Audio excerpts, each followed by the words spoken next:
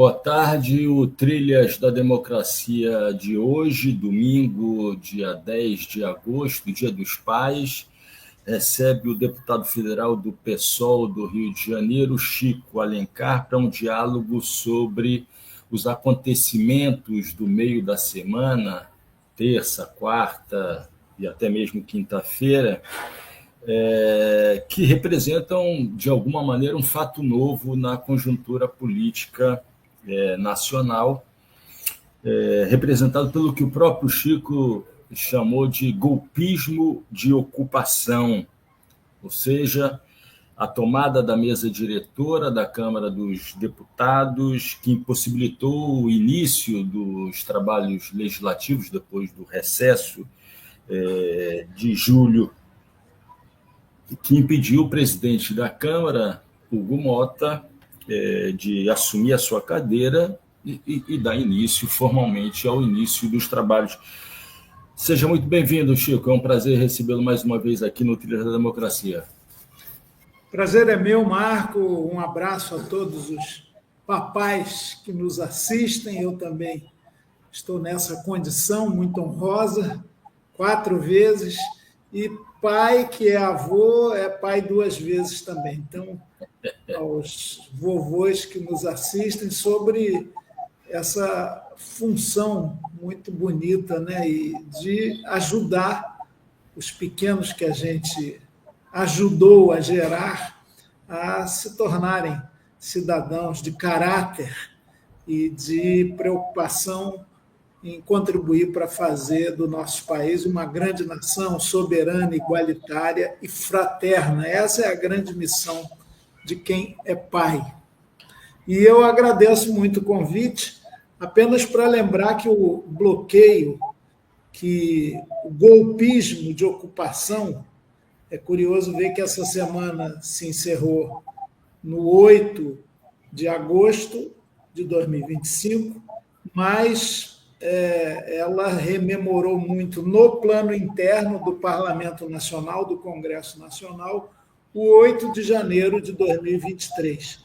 Daí eu ter mencionado o golpismo de ocupação, o golpismo com punhos de renda, de gravata, de bottom, de parlamentar, e essa ocupação, esse sequestro das mesas diretoras se deu tanto na Câmara quanto no Senado.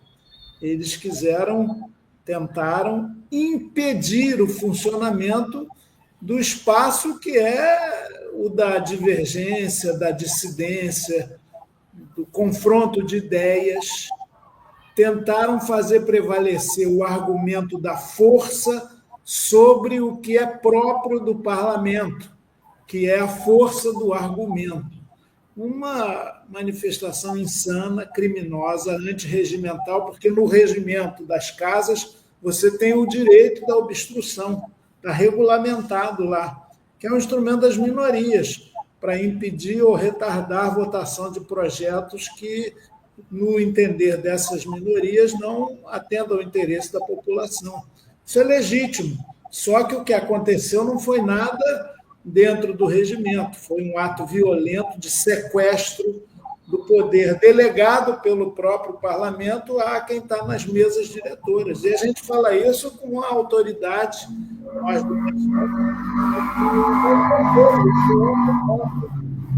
e não aceitamos que a sua função seja sequestrada dessa maneira. Houve até deputado que resistiu a sair da cadeira presidencial, outra que ocupou aquela cadeira com a bebezinha de 4 meses, filha, como ela mesma declarou, usada como escudo. Ou seja, as sandices, as atrocidades, as aberrações que nós vimos durante 40 horas na Câmara e no Senado, senador se acorrentando e tal. Depois, na quinta, você falou que isso rolou até quinta-feira, aí foi um show e um espetáculo de cinismo e de disfarçatez.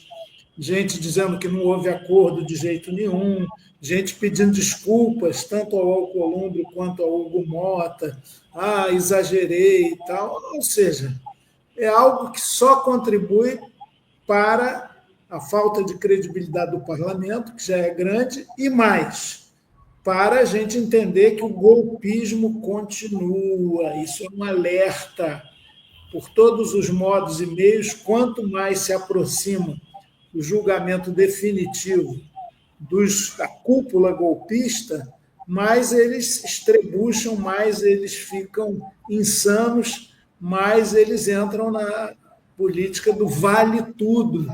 E a gente tem que reagir com muita força contra isso. E, simbolicamente, Chico, vários sinais contrários, né? Você citou, por exemplo, o caso da deputada Júlia Zanatta, né, que se apoderou da cadeira, que seria do presidente, ao lado de verdadeiros leões de chácara, como os deputados Zé Trovão e Paulo Bilinski, sentada com uma bebê, né? E um liberal como o Van Hatten, que senta numa cadeira se apropriando, né, da cadeira, quase sentado, ligado à cadeira. Na minha época, na tua época também, havia uma cola muito famosa chamada Araldite, né? Ele não queria largar a mão da cadeira. E, Chico, eu queria começar esse diálogo, você já deu o pontapé inicial, te pedindo para relatar o teu olhar, quer dizer, você estava em loco, né, naquele momento, naquelas 30, 36, 40 horas no plenário da Câmara, nos dias 5, 6 de agosto, terça e quarta passada. O que as câmeras mostraram e que a população pôde acompanhar nesse período, e o que as câmeras não mostraram, né, naquele momento em que o verdadeiro fasci de combattimento, né, Camicie Nere, com terno e gravata, faziam uso e abuso da violência física. Foram vários os relatos de violência física, no sentido de impedir que deputados da esquerda, de centro-esquerda, pudessem subir na direção da mesa diretora. O que as câmeras mostraram e que não mostraram nessas 36 horas, digamos assim, e que retratam a forma de agir e a forma de observar a democracia com vistas a destruí-la por parte dessa extrema-direita bolsonarista? Marco, você sabe que tanto o presidente da Câmara quanto o presidente do Senado determinaram que os veículos de comunicação de cada uma das casas não filmassem a ocupação, não fossem fazer matérias sobre a ocupação. Eles estavam tendo, e tem razão nisso, a sua autoridade afrontada. Quem abre as sessões da Câmara e do Senado é alguém da mesa diretora. Normalmente, no chamado grande expediente, quando tem os discursos parlamentares, nunca é o presidente. Tem várias funções, primeiro, segundo secretário, vice-presidente, tem vários membros das mesas diretoras de cada uma das casas que abrem esse período, que é de pronunciamentos, de debates, e há uma longa lista de parlamentares que se habilitam, se inscrevem para falar. É próprio de um parlamento democrático. Aí, quando começa a ordem do dia, em geral, são os presidentes das duas casas que assumem a condução dos trabalhos. Ora, como na terça nem sequer abriu ordem do dia, não sei exatamente o que aconteceu no Senado, na Câmara foi isso.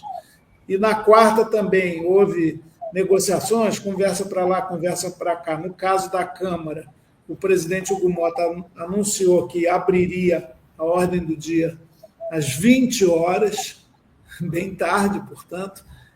A partir dali é que, quando ele chega para a mesa, mesmo quando ele estava se dirigindo à mesa, nada foi filmado. Eles, inclusive, evacuaram o plenário, nem assessor podia ficar, só tinha os parlamentares e a segurança reforçada da Polícia Legislativa. Então, olha, coisas como deputados dizendo, não, eu só saio daqui à força, não, eu não vou largar essa cadeira, não, nem no Dia dos Pais eu vou sair daqui, 1000 bravatas, 1000 afirmações até agressivas, o Gumota não manda mais nada, agora quem vai fazer a pauta somos nós, aquele grupo extremado e irracional do PL.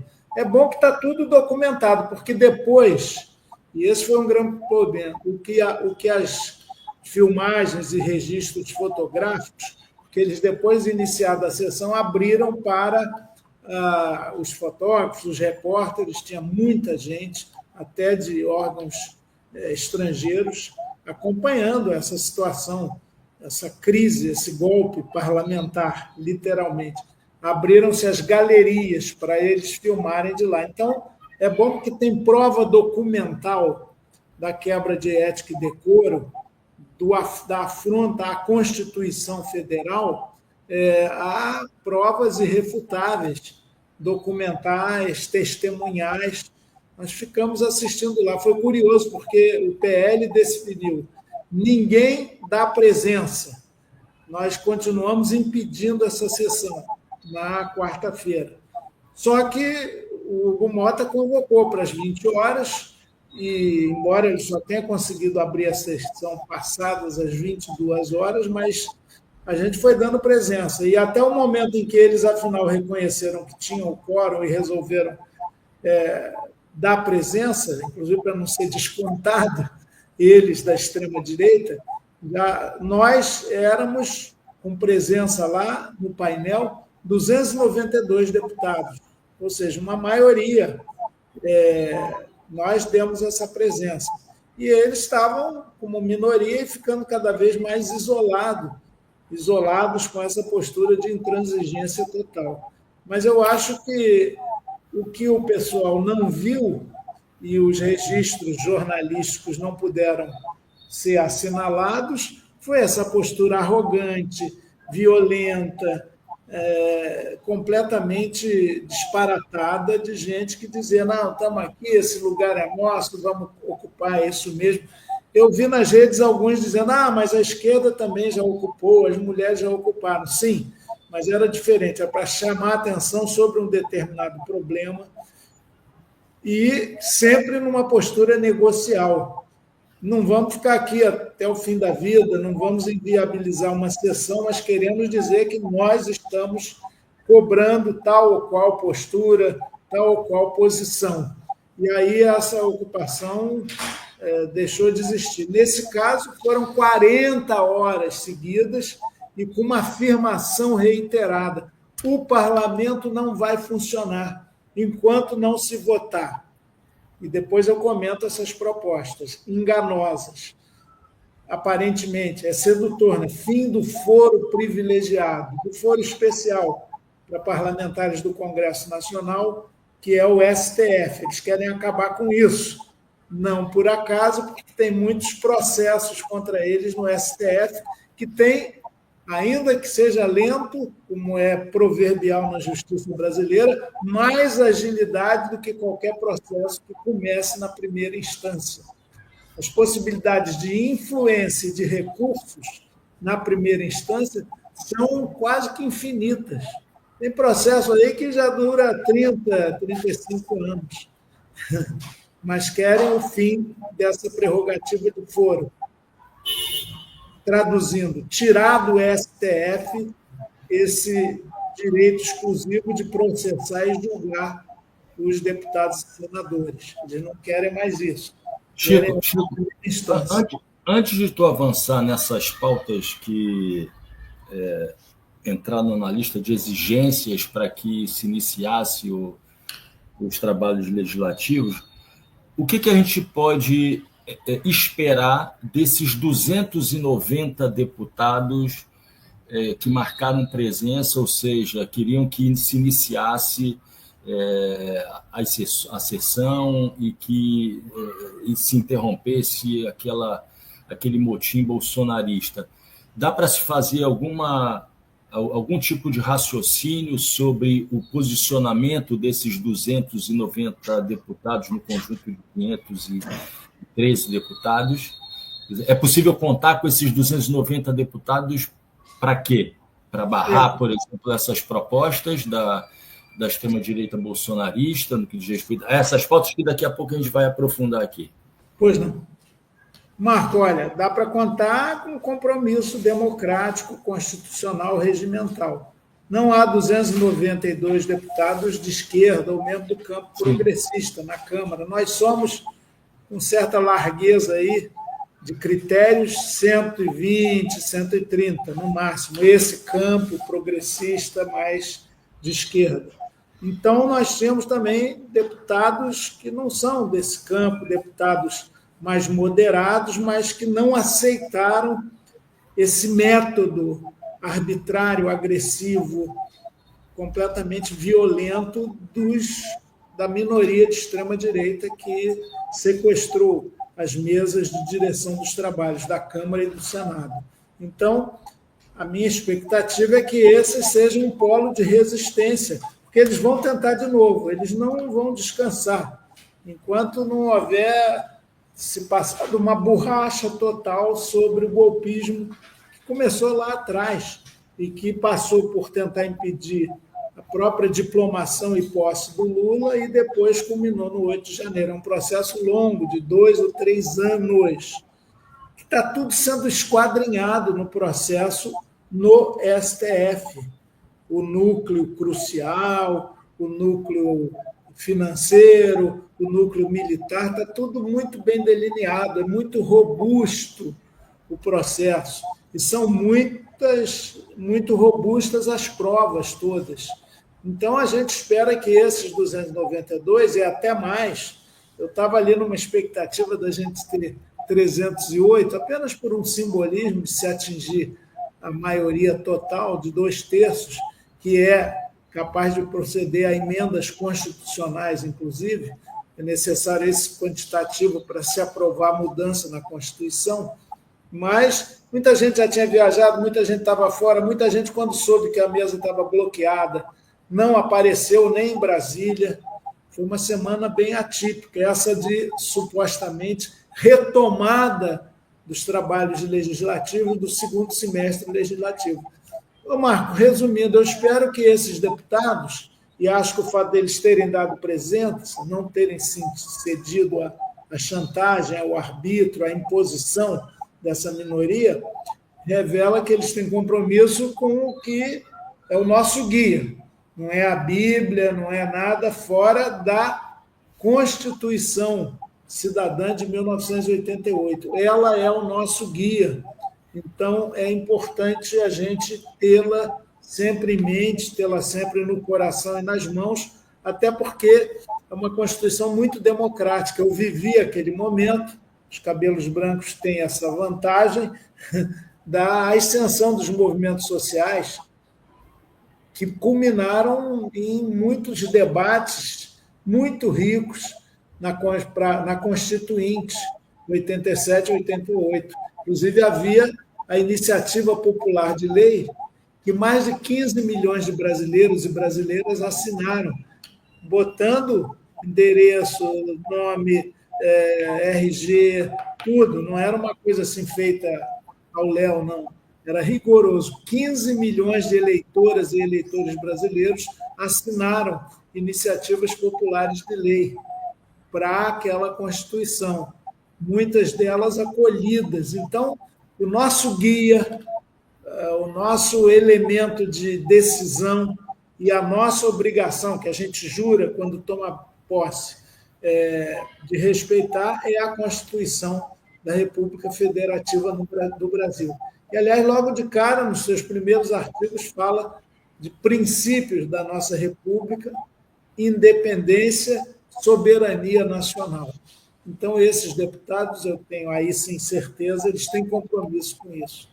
Os demais, coniventes, cúmplices dessa postura rastejante de muitos ali, inclusive aplaudindo o Trump. Esses deputados que estavam ocupando a mesa foram os mesmos que abriram uma bandeira numa comissão da Câmara, em pleno recesso, escrito Make America Great Again. Então, para construir a América grande, fazer a América grande novamente, eles querem rebaixar e aniquilar o Brasil. Tem, inclusive, um deputado federal que já teve sua licença cumprida, que está recebendo salário da Câmara, ele e seu gabinete, para ficar lá nos Estados Unidos conspirando contra o Brasil. O Eduardo Bolsonaro, que está com seu mandato com pedido de cassação do PSOL e do PT. Chico, fazendo a mediação aqui para entrar nas pautas, né, que podem ser avançadas pelo presidente Hugo Motta. Aquele que você disse que fez uma fala nem barro, nem tijolo, né? A gente não sabia muito bem se ele estava querendo agradar a quem, né? Só que quem estava atrás dele eram esses deputados, né? Aplaudiam a todo momento, sorriam a todo momento, né? O fato dele ter representado, na verdade, uma espécie de ventríloco, né? Daquele que disse que é o que realmente manda, continua mandando, o deputado Arthur Lira, né? O fato, quer dizer, essa ideia de que Hugo Motta é um preposto de Arthur Lira dá pistas de que vem por aí realmente a colocação em pauta dessa proposta de mudança do foro privilegiado e da forma como o STF dá início aos processos contra parlamentares, ou seja, fazendo com que o parlamento tenha, o Congresso tenha que aprovar a autorização para o STF iniciar um processo com determinado deputado.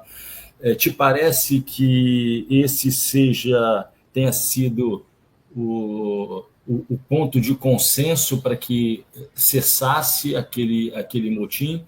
Deixa de se falar de anistia aos golpistas de 8 de janeiro, deixa de se falar no Senado, né, de impeachment de Alexandre de Moraes, para se falar, como você bem disse, né, quem ouve fim do foro privilegiado, a população, o senso comum que ouve a expressão fim do povo do foro privilegiado, a princípio ouve com algo de bom tom, né? Quase como o fim dos privilégios dos deputados ou alguma coisa do gênero. Te parece que esse tenha sido o ponto desse acordo que se diz que não houve? Marco. Em primeiro, uma observação.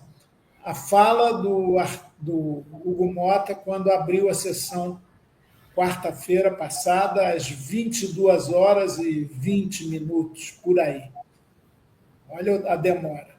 Ele errou muito ao fazer um sinal de igualdade entre aqueles que ocuparam a mesa, tiraram seu poder, impediram durante horas que ele abrisse e presidisse a sessão, para o qual está mandatado e é prerrogativa sua, e nós que estávamos lá embaixo, né, no plenário, defendendo o funcionamento normal da Câmara. Queremos trabalhar, gritamos. Recebemos salários da população, é o povo que nos paga, para fazer funcionar. O plenário, as comissões, as CPIs, tudo. E por mais que a gente tenha crítica ao parlamento, sabe que os interesses econômicos estão lá, vide aquele PL da devastação, que mereceu corretamente 63 vetos do presidente Lula, então, e que agora serão apreciados dentro de um mês pelo próprio plenário, que tende a derrubar esses vetos. Enfim, é uma batalha permanente, com todas essas etapas. Bom, quanto ao motivo do fim do bloqueio, do fim desse golpismo parlamentar, desse golpismo de ocupação, eles alardeiam, os que fizeram essa ocupação, têm que arrumar uma desculpa para o recuo, porque para quem ia ficar lá até o fim dos tempos, para quem ia levar filhos no dia dos pais. Como é que é? Até o Dia dos Pais. Quem estava assim, cheio de coragem, acabou cedendo até rapidinho, né? ao mal-estar que se criou e à falta de adesão popular àquilo. Eu vi muita gente dizendo, é bom que o Congresso não funcione mesmo, a maioria aí é de pilantra, que não vota nada a favor do povo. O epíteto Congresso inimigo do povo cresceu muito, graças a esses caras, a essa pataquada que eles fizeram. E essas mudanças no foro para os parlamentares, elas visam exclusivamente não tirar qualquer privilégio, mas aprofundá-los. Essa PEC que está sendo alardeada contra o foro privilegiado é para agravar os privilégios da impunidade. Por isso é chamada de PEC da impunidade. Eles querem que nenhum parlamentar possa ser investigado sem autorização da Câmara ou do Senado, que é muito difícil de acontecer, porque o corporativismo é brabo. Eles querem que o Supremo não julgue mais ninguém. Eles têm a ilusão do efeito retroativo, se aprovarem essas matérias, para que quem está com processo por desvio de emendas parlamentares ou quem tem qualquer tipo de problema na justiça e sendo deputado ou senador vai lá para o Supremo, que é muito mais ágil, repito, do que todo o percurso que começa lá na primeira instância, no juiz local, eles querem impunidade, eles querem reversão dos processos onde já são acusados ou réus. Eles querem mais mordomia, mais privilégio e uma espécie de aval para delinquir, para roubar. Já a PEC da anistia é aval para o golpismo. E eles, até aqui, estão dando mais ênfase até a essa PEC que tira do Supremo o direito de julgar parlamentares, né? Porque eles têm um espírito de vingança contra o Supremo muito forte, ódio mesmo, uma bronca total. Então, eles até priorizam isso. Mas o elemento definidor que vai clarear toda essa situação, quem é quem, se houve acordo ou não, em que termos, que projetos foram colocados ali na cesta da negociação para que eles saíssem, se desatarrachassem das mesas da Câmara e do Senado. Tudo isso a gente só vai ver com mais clareza agora, nessa semana que se inicia, dia 12, 13 e 14, especialmente, de agosto. Aí tudo vai clarear. Quem é quem falou a verdade, quem blefou, quem fez uma narrativa mentirosa, quem disse que não fez acordo, mas fez. O papel do Lira, aliás, é um absurdo.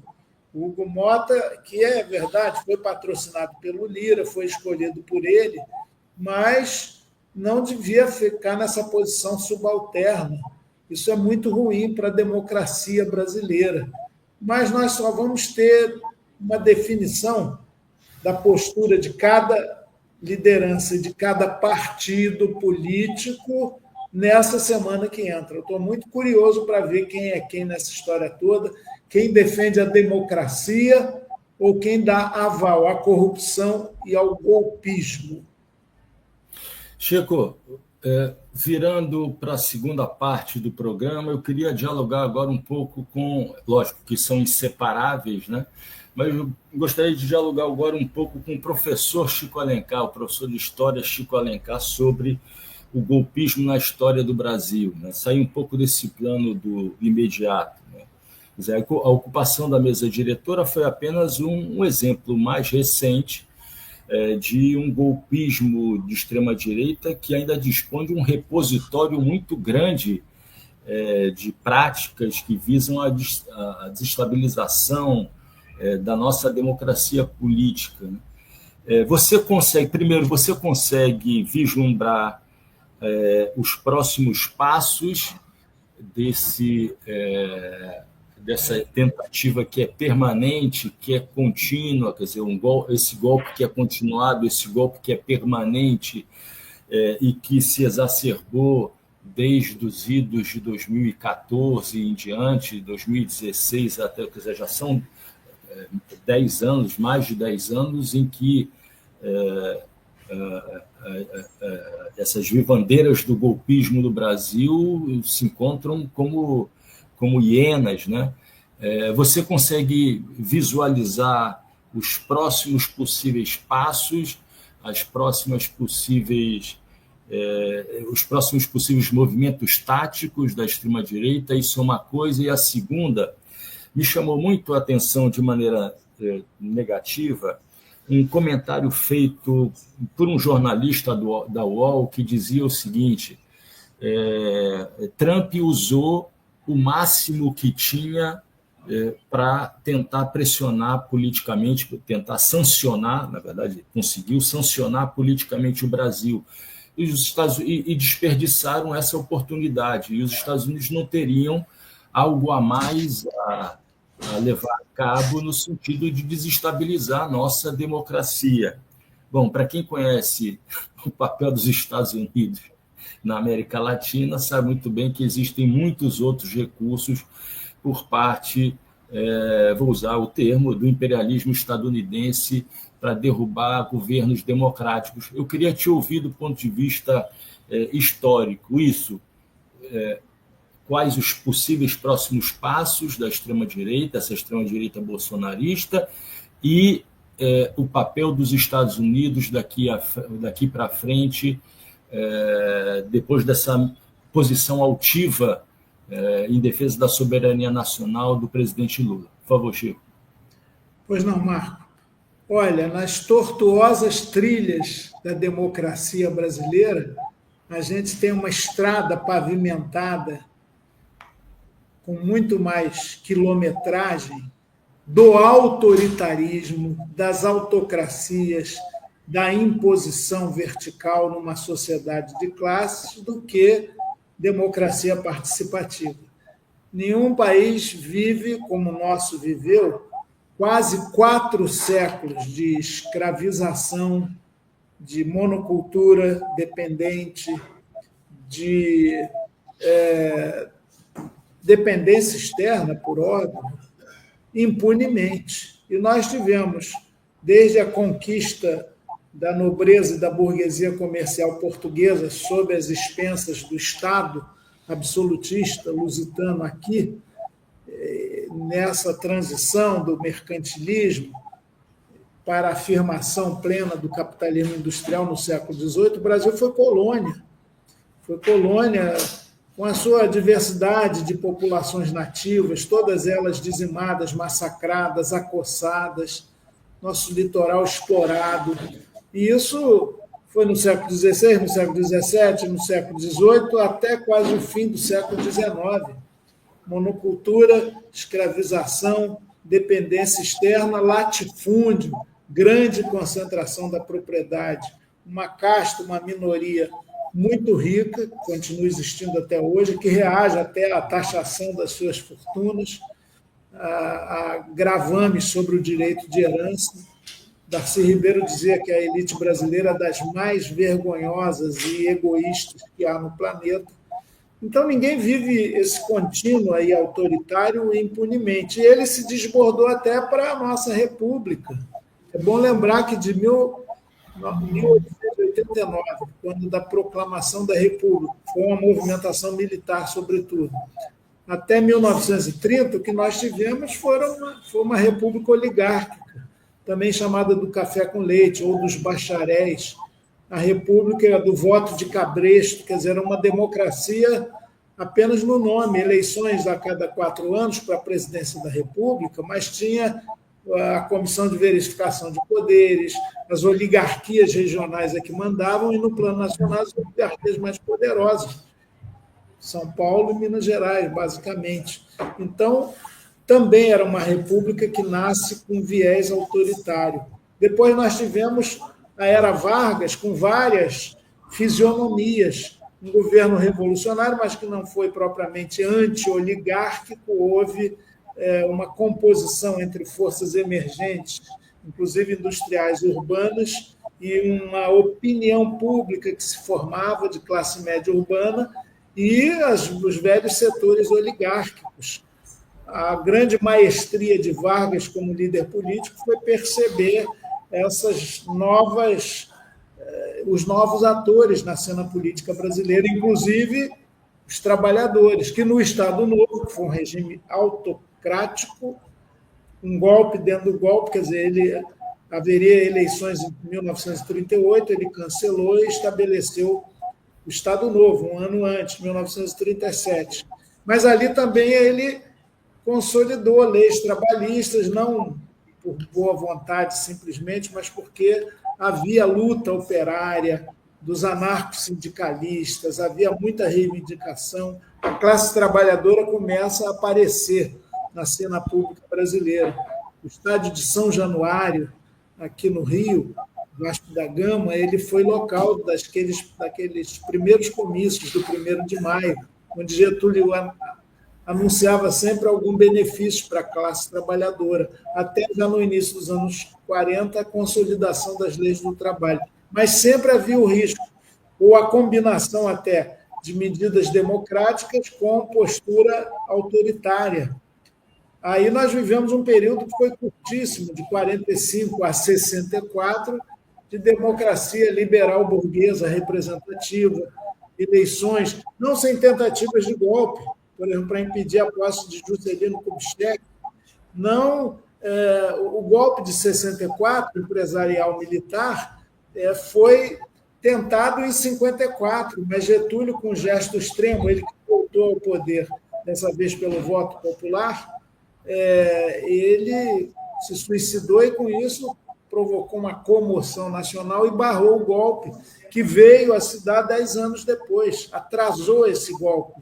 A soldo do imperialismo, olha aí os antecessores de Trump, a soldo das multinacionais, que queriam obstaculizar tanto a Petrobras, quanto a Eletrobras, quanto o nosso controle sobre as riquezas nacionais.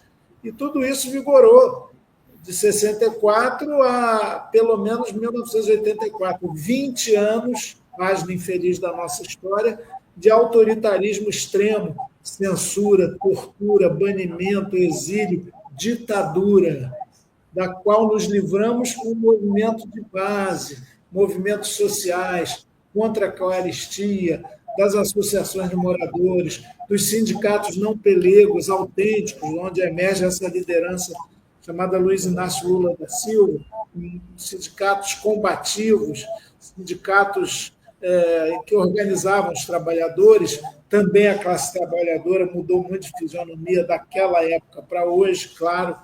O chão da fábrica ficou com menos gente, há uma desmaterialização da produção, enfim, elementos que fizeram a nova república, e esse ascenso do movimento social, que eu falei que teve como corolário a Constituição de 88, eles não estão mais presentes daquela forma, mas o afã de uma democracia participativa, representativa, de políticas sociais, políticas públicas que reduzam a desigualdade e de independência e soberania nacional continuam, mas também ameaçados. Então, volta e meia, há arreganhos autoritários, como se tentou. A eleição do Bolsonaro, que sempre fez o elogio da ditadura, lembre, no golpe parlamentar que destituiu a presidenta Dilma, ele falou na hora, e eu me arrependo, eu estava lá, era deputado, a gente devia ter feito uma reação muito maior, arrancado até os microfones naquele momento que ele faz Você já disse isso em outras oportunidades aqui. O CEF, não é? Eu acho que a gente teve uma reação muito só de apupos, muito fraquinha ali, mas e o Bolsonaro virou presidente da República, gente, um cara que sempre odiou a democracia e continua odiando. E passou isso, falar em Dia dos Pais, a melhor herança que a gente deixa para os filhos é o nosso exemplo, o nosso caráter, os nossos valores. Ele passou esses contravalores do autoritarismo, da saudade do AI-5, do elogio da tortura, para os seus filhos também, os zeros, 1, 2, 3, 4. É trágico isso na nossa história. Eleito pelos mecanismos da democracia que ele repele, e depois quis permanecer no poder, tendo perdido as eleições. O golpismo, que culminou com o 8 de janeiro, foi exatamente isso. Não vamos sair daqui, não vamos aceitar a eleição de Lula. Tanto que uma primeira tentativa violenta, direta, foi invadir a Polícia Federal no dia da diplomação do Lula e do Alckmin. Depois, aquela articulação para explodir uma bomba no aeroporto JK, em Brasília.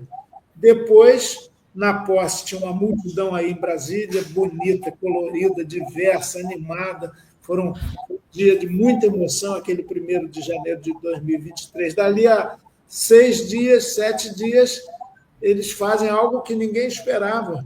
No dia 8 de janeiro, eu me lembro bem, todo mundo no recesso, todo mundo longe, eles tentam, com o agito da ocupação da Praça dos Três Poderes e a invasão e depredação dos prédios do Congresso, do Planalto, do Executivo e do Supremo, criar uma garantia de lei e ordem, fazer com que os militares passassem a ter o controle e inviabilizassem o governo que mal começava.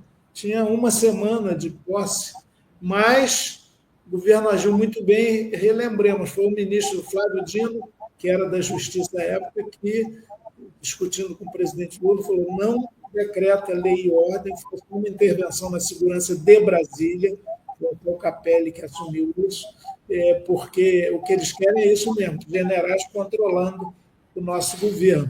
Felizmente, isso não aconteceu, houve um repúdio generalizado, do qual muitos andam esquecidos agora, aquele golpismo, aquela manifestação do 8 de janeiro, e assim estamos. E agora eles querem, depois tem processo, tem prisão, tem processo, tem algumas condenações, está chegando ao núcleo crucial, que vai ser resolvido isso até outubro, no mais tardar setembro, com cadeia para valer, não é prisão domiciliar, não, é cadeia atrás das grades para esses chefes, da intentona, aí eles estão estrebuchando, estão reagindo dessa maneira, porque o que querem? Autoritarismo, essa constante na história brasileira. Desculpe me alongar, mas... Não, esses últimos 15 minutos, Chico, poderiam ser feitos um corte e apresentado como uma introdução à dialética do autoritarismo e da democracia na história brasileira. E digo isso com muita convicção. Chico, a gente está chegando no último quarto do programa e eu queria introduzir um elemento que é o elemento classes sociais e frações de classe nessa discussão, para a gente encerrar esse diálogo de hoje. O professor, o cientista político, professor titular sênior da Universidade de Campinas, Armando Boito Júnior, vem escrevendo desde o ano passado uma série de artigos sobre as fissuras no campo bolsonarista. E no último artigo, ele vai ser o convidado do Trilhas da próxima semana, no último artigo que ele escreveu há poucos dias, ele procura mostrar que existe uma tese que vem circulando e vem ganhando até o campo, as cabeças de esquerda, né? Que é de que o clã Bolsonaro e seu círculo mais próximo estaria sacrificando a soberania nacional, a economia brasileira, para satisfazer os seus próprios interesses pessoais, ou seja, para salvar o chefe da família da prisão. Isso você escuta nos órgãos de mídia tradicional e repetido pelo nosso campo democrático, socialista. E ele procura mostrar que, na verdade, existe uma fissura importante entre, de um lado, o movimento bolsonarista no seu conjunto, um movimento que é claramente de inspiração neofascista e que engloba também setores populares, e, de outro lado, setores da burguesia que estavam lá na origem do bolsonarismo, insuflando o bolsonarismo, mas que vem se distanciando, né, relativamente desse campo mais duro do bolsonarismo, linha dura, da extrema-direita, de inspiração neofascista, e assume uma postura mais relutante. E isso muito em função daquilo, quer dizer, foi potencializado, não é que tenha nascido agora, mas foi potencializado pelas sanções políticas sob a forma de um tarifaço econômico. Chico, você consegue perceber, fazendo uma análise da relação entre a extrema-direita neofascista ou fascista bolsonarista, você consegue estabelecer essa relação entre esse campo político e algum tipo de movimentação mais autônoma de frações da burguesia e da burguesia em relação a esse campo, em termos políticos? Sim. Ô, Marco, olha, primeiro que não é automático. É evidente que toda expressão política, os partidos, as lideranças, as figuras públicas expressam uma visão de classe, de subclasses, e as classes não são homogêneas no seu interesse político. Claro, no genérico, e os partidos são sintetizadores gerais, e as lideranças acabam expressando esses interesses difusos, dando algum grau de uniformidade a eles, mas não é algo linear. E há aberrações, há distorções nesse processo. O Antônio Gramsci, que teve, pelos seus anos de cárcere, muito tempo para refletir sobre isso, ele falava, e viveu isso, que na transição do fascismo, no caso, do autoritarismo, para a democracia, muitas vezes há períodos de sombras e luzes, períodos contraditórios, que ele chamava de interregno. É o intervalo, quase sempre trevoso, da transição de um regime para outro. E, nesse caso do Brasil, é uma longa transição dos regimes de viés autoritário para regimes com maior ou menor densidade democrática. Democracia de alta, baixa ou média intensidade. Nós vivemos ainda esse período. E surgem figuras patéticas, canhestras, estranhas, que, ainda que defendendo os interesses variados na nossa grande burguesia, e mesmo às vezes da pequena e média burguesia, eles não são o quadro dos sonhos, não são a representação ideal. São figuras, às vezes, até monstruosas, como, inclusive, o Gramsci caracterizava o próprio Benito Mussolini, com apoio de massa, é bom lembrar. O Bolsonaro é um pouco isso, essa figura monstruosa do intervalo longo de construção da democracia mais sólida no Brasil. A nossa democracia ainda é frágil, ainda tem muito viés autoritário, inclusive do ponto de vista do mando econômico e social na nossa estrutura, que continua ainda, apesar de políticas públicas que reduziram desigualdade, muito desigual, muito injusta. Os de baixo, para usar uma expressão do saudoso Florestan Fernandes, continuam tendo no símbolo nacional só a ordem, o progresso só para os de cima. Então, o Bolsonaro é uma figura patética, canhestra. Eu lembro, convivi com ele, aliás, desde vereador aqui na Câmara do Rio. Ele nunca foi levado a sério. Ele me disse uma vez, nesses aviões para ir para Brasília e voltar, que nunca esperou chegar a um segundo turno de eleição presidencial. Nunca imaginou isso. E virou presidente da República, aí delirou, fica com esse papo do que foi vontade, desígnio divino, não sei, não vou julgar o subjetivo de cada figura dessas, se isso é verdade ou não, se ele acredita nisso ou não, mas que é um fenômeno inesperado, o recrudescimento e a força da extrema-direita, que existiu lá nos idos dos anos 30, do integralismo. Plínio Salgado, que é uma figura política do integralismo, da extrema-direita no Brasil, sempre teve votações até razoáveis para presidente da República, quando concorreu, mas jamais ameaçou a tomada de poder, tanto que os integralistas tentaram um putsch, um golpe, uma intentona contra Vargas, em 1938. O Bolsonaro chegou lá e, pelos mecanismos da democracia, que ele repudia, repele, virou presidente da República. E a extrema-direita ganhou uma densidade, é um fenômeno mundial, né? Um certo cansaço das democracias liberais, uma certa frustração, no caso do Brasil, com as promessas não realizadas da nova república, mas foi um avanço, a superação da ditadura, sem dúvida nenhuma. Então, ele expressou esse anseio confuso, difuso, multifacetado. Não há unidade na direita conservadora, pró-capitalista liberal, que aceita a internacionalização subordinada do capitalismo brasileiro, mas eles também são oportunistas. Eles têm a expressão maior no tal centrão, né, que vai como o birute de aeroporto para onde o vento sopra. E entenderam que o Bolsonaro era a figura da vez. Não era o ideal, mas era o possível para vencer o reformismo fraco, o reformismo insuficiente da era Lula e da era Dilma, que, de qualquer forma, incomodava. As elites são tão egoístas e fechadas que não aceitam governos que não são revolucionários, não é? Até porque, pelo mecanismo da eleição, você não faz revolução propriamente dita, pelo menos nos termos clássicos em que a gente chama de revolução.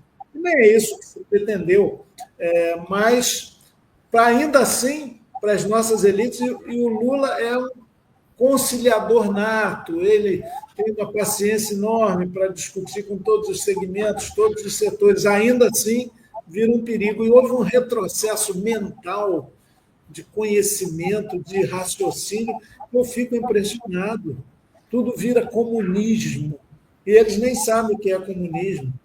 O nosso Frei Beto conta uma história engraçada, 2 caboclinhos mineiros na beira do porto, conversando, aquela haste de capinzinho na boca, cigarrinho de palha, e falando: compadre, estão falando tanto no tal do comunismo, você já viu esse trem por aí? Ele falou: nunca vi não, mas deve ser uma coisa muito boa, porque nunca passou aqui e a gente continua nesse miserê há um tempão.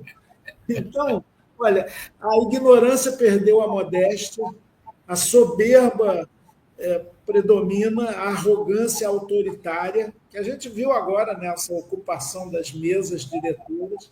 Os caras não têm limites. E, olha, a gente devia ter um adicional de insalubridade. Pelo que a gente ouve, eu achei até bom, aquele esparadrapo na boca que eles puseram, se no parlamento não houvesse microfone. E com reforço para o deputado pastor Henrique Vieira para participar da Comissão de Segurança Pública, que me parece ser o suprassumo disso que você acaba de dizer. O Henrique vive ali os sofrimentos de Jesus Cristo no Calvário. E tem uma paciência enorme. Eu sempre falo: Henrique, parabéns, você tem que ter uma capacidade, uma resiliência imensa. Mas o nosso papel é esse mesmo. Então, olha, resumindo, encerrando, o Bolsonaro ele não representa bem nem planifica os interesses das camadas burguesas dominantes da sociedade. Mas, na falta de outra liderança, essa turma vai com ele. Agora, há divisões, eu não sei. Talvez o nome dos sonhos dele agora seja o bolsonarista Tarcísio de Freitas. Chico, tu depositaria uma parte das tuas fichas na candidatura Tarcísio como sendo a candidatura representativa para 2026? Faltam 15 meses ainda, muita água vai passar debaixo desse moinho, mas se hoje fosse batida uma fotografia do cenário político, você diria que Tarcísio, de longe, é o candidato entre esses governadores que pleiteiam se lançar candidato como Caiado e Zema? Sim, sim. Eu entendo que ele é o mais competitivo. Ele, para esse campo do conservadorismo, é aquele melhor nome. O problema do Tarcísio é que ele não pode se vincular totalmente ao bolsonarismo, porque perde um pouco essa aura que ele tenta vender de um homem mais racional, mais equilibrado, mas também não pode perder o apoio do bolsonarismo, que é muito de família, muito de clã. E aí há a ciumeira, há as rasteiras, há as puxadas de tapete, muitas vezes feitas pelos próprios filhos do Bolsonaro ou pela esposa, que quereriam ser candidatos. Então, vai ter que pavimentar esse caminho aí muito sinuoso, muito movediço, mas eles que são brancos que se desentendem. Chico, muitíssimo obrigado. Você atendeu o convite em cima da hora para participar desse Trilhas da Democracia de hoje. Feliz Dia dos Pais, feliz duplamente, né? Pai e avô, a todos os pais e avós que também nos acompanham até agora, e também a quantidade enorme de mulheres que hoje conseguem assumiram a responsabilidade de manter os seus lares, né? A última pesquisa que saiu mostra que houve uma ultrapassagem, né? As mulheres, hoje, o percentual de mulheres que comandam, dirigem os seus lares já é maior do que aqueles lares dirigidos, liderados, mantidos pelos homens, né? Então, também feliz Dia dos Pais estendidos a essas mulheres que desempenham esse duplo papel, né, de serem mães e pais ao mesmo tempo. Até porque, Marco, me permita, nós pais, nós homens da espécie, somos colaboradores menores na reprodução da espécie, e as mulheres cuidam muito mais dos filhos, têm muito mais sensibilidade, espírito de luta do que nós homens. Não por acaso o reconhecimento dos filhos, em geral, é muito maior para as mulheres. Eu me lembro, na Comissão de Direitos Humanos aqui do Rio de Janeiro, da Alerj, fomos visitar um presídio, e aí eu sempre gostava de ir lá no fundão da cadeia, para o chamado chefe da cadeia. Você não tem que ficar perguntando por qual crime ele está condenado e tal, mas é um camarada brabo, né, poderoso ali dentro, né? Ele falou o seguinte: olha, para mim, eu só respeito e venero até duas figuras, a minha mãe e a minha professora. Infelizmente, eu não pude continuar meus estudos, foi pouquinho, mas são essas figuras. Depois eu fiquei pensando, são essas figuras que traziam um pouco de ideia de humanidade para aquela pessoa naquela condição de guerra com a sociedade injusta onde cresceu, e de muito ódio, de muita violência, e ele praticando isso. Mas o resto de humanidade, que infelizmente as penitenciárias brasileiras não potencializam, não resgatam, estava na figura da mãe e da professora primária.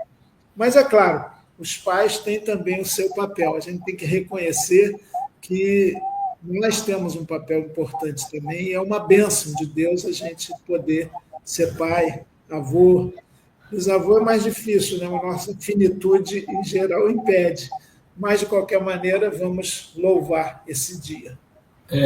O Dia dos Pais é um dia possivelmente só comemorado no Brasil nessa nossa data, mas a gente não pode deixar de lembrar aqui, para aí mesmo, para finalizar esse programa, no momento em que Israel toma a decisão de ocupar militarmente, né, toda a faixa de Gaza, os pais e mães das crianças da faixa de Gaza.